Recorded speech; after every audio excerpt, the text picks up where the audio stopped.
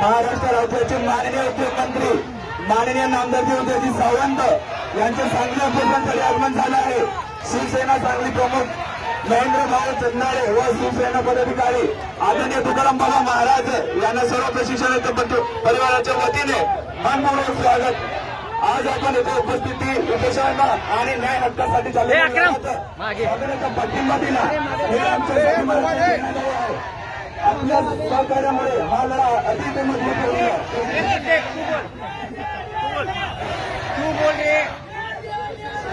उदयजी सामंत साहेब यांचं या ठिकाणी आगमन झालेलं आहे। सर्वांनी त्यांचा टाळ्या वाजवून स्वागत करा, अभिनंदन करा।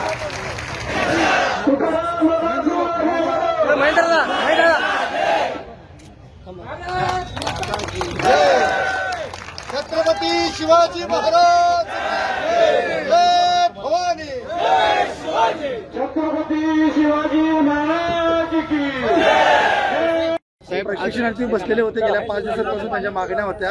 आज त्यांनी तुम्ही भेटला, त्यांना उपोषण सोडले, नेमकी त्यांची मागण्या काय होत्या आणि तुम्ही नाही, शेवटी शासन म्हणून आमची जबाबदारी आहे की अशा आंदोलकांना आम्ही भेटलं पाहिजे, त्यांच्या शंकांचं निरसन केलं पाहिजे आणि त्यांनी एक शासन स्तरावर बैठकीचं आयोजन करावं असं महाराजांनी देखील सांगितलेलं आहे। महाराज देखील उपोषणाला बसलेले होते, तर त्यांच्या विनंतीला आणि सूचनेला मान देऊन 15 दिवसाच्या आत एक बैठक लावण्याचं नक्की नियोजन माझ्याकडनं केलं जाईल।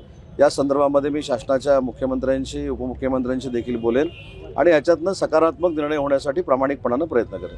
काल हसन मुश्रीफनी सांगितलेले आहे की मुख्यमंत्री अजित पवार व्हावं यासाठी कार्यकर्त्यांनी प्रयत्न करावे। नाही, मला असं वाटतं की आजचा कार्यक्रम हा कार्यशाळेवर आहे। मुख्यमंत्री कोण होणार नाही होणार याच्यावर आपण नंतर बोलू, ते जनता ठरवत असतं, मी एकटा ठरवून उपयोगाचं नसतं। त्याच्यामुळे मला असं वाटतं की एकनाथ शिंदेसाहेब मुख्यमंत्री असताना या मुलांसाठी घेतलेला निर्णय आहे, तो त्यांना कशा पद्धतीनं न्याय मिळेल यासाठी माझा प्रयत्न राहील।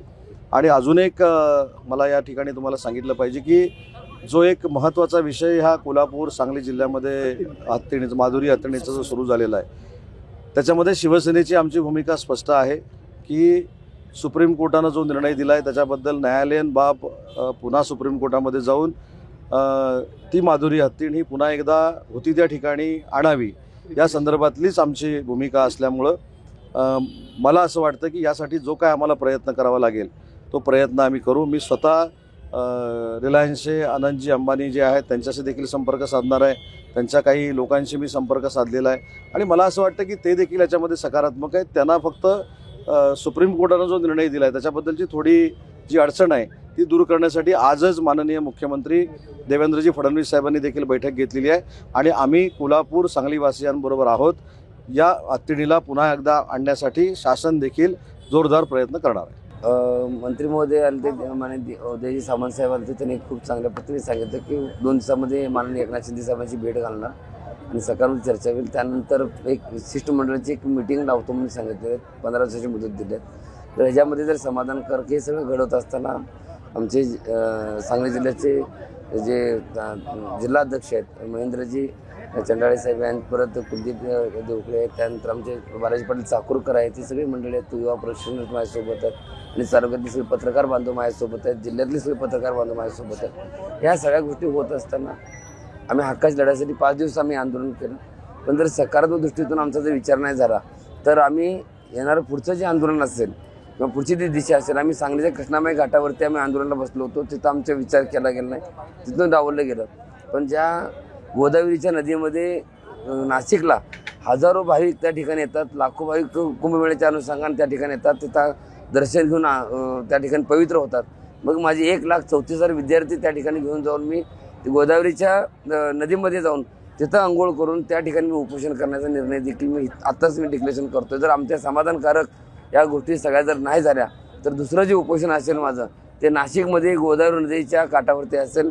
जोरपर्यंत त्या मुलांना हक्काची भाकर मिळत नाही तोरपत्र हा माझा लढा असणार आहे। त्यामध्ये आज बघितलं तर अनेक कुंभमेळ्यामध्ये अनेक संत महंत येतात, पण तिथं जर सगळे बाहेरचे देशातले लोक पवित्र होत असतील तर माझे प्रशिक्षणार्थी का पवित्र होणार नाहीत?